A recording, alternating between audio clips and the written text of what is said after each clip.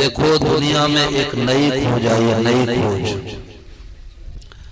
जैसे आज के 50 साल पहले कोई आके सचिन सूरत वालों से कहते कि ऐसे एक डिब्बी आने वाली है, कान लगा के बम्बई बात हो जाएगी, दिल्ली बात हो जाएगी, जापान बात हो जाएगी, तो हम विश्वास नहीं करते। और आज बच्चों को ही पता है कि 000 मिला के देश देश का ही बात कर लो, फोटो सहित बात कर लो। तो जैसे वैज्ञानिकों ने, जानकार लोगों नए नए खोज किए, कंप्यूटर, मोबाइल, हवाई जहाज, बिजली आदि आदि का, ऐसे परम श्रद्धेय स्वामी राम सुखदास जी महाराज महापुरुष हुए, गीता के दुनिया में सबसे बड़े जानकार। तो महाराज जी ने क्या खोज की, इस बात को पकड़ लो तो डिप्रेशन, टेंशन, अशांति, चिंता सब मिट जाए, यही बैठे बैठे मिट जाए, अभी मिट जाए। परंतु भाई कोई दुनिया का सबसे बड़ा स्पेशलिस्ट डॉक्टर हो और 1 लाख रुपए उसका फीस हो, परंतु रोगी दवाई को लेकर के जावे, अलमारी के अंदर बंद कर दे, तो क्या स्पेशलिस्ट डॉक्टर के पास ताकत है कि रोगी के बुखार को ठीक कर देगा? नहीं कर सकता। दवाई तो रोगी को खाना ही पड़ेगा। तो ऐसे महापुरुषों की बातें हैं, परंतु जब जीवन में उसको उतारेंगे, काम में लेंगे, तो काम बनेगा। तो स्वामी महाराज ने क्या खोज की, महाराज जी ने कहा भाई सब रूप में भगवान ही प्रकट हुए हैं। दादा दादी के रूप में साक्षात भगवान, माता पिता के रूप में साक्षात भगवान, बेटे बहू के रूप में साक्षात भगवान, देवरानी के रूप में भगवान, जेठानी के रूप में भगवान, कार के रूप में भगवान, बाइक के रूप में भगवान, पेड़ के रूप में भगवान, मित्र के रूप में भगवान, और शत्रु के रूप में जोर सोलो भगवान। अब जब सब रूपों में भगवान को ही देखेंगे तो डिप्रेशन, टेंशन क्यों होगा?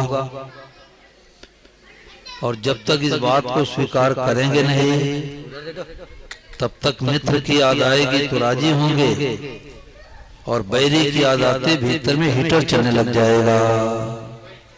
मुनि 5 लाख रुपए क्यों लेके भाग गया? मित्र ने 2 लाख रुपए लेकर के वापस क्यों नहीं दिया? पार्टनर ने 20 लाख रुपए क्यों हड़प लिया?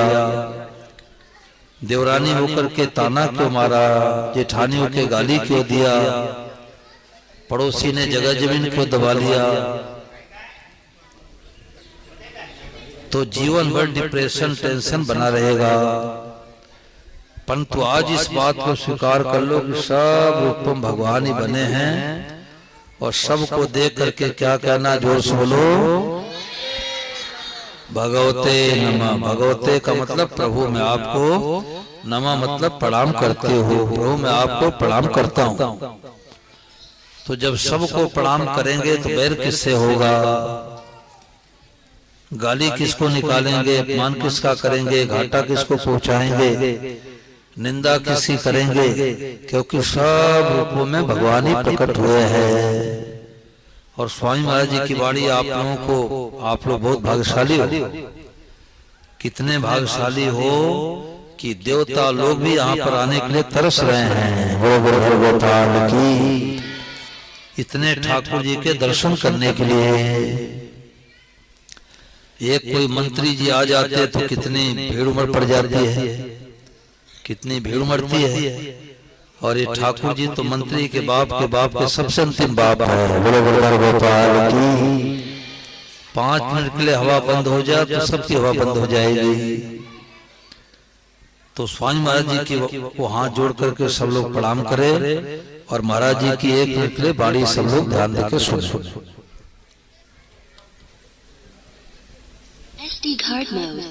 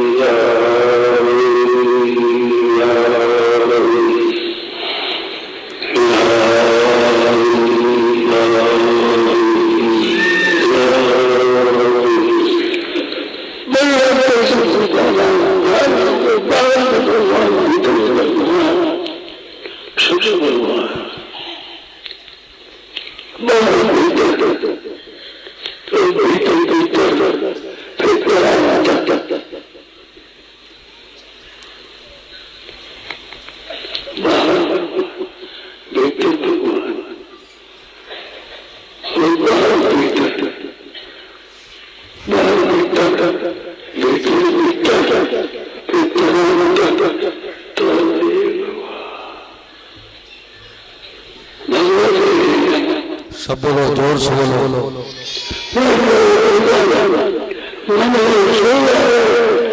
भगवते नमः। भगवते नमः। भगवते भगवते नमः।